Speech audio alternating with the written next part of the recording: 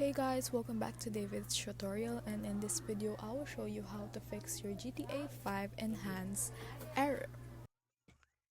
So if you're having the problem to install your GTA 5 Enhance on your PC and then it keeps giving an error code, then here's a comment of how to fix it.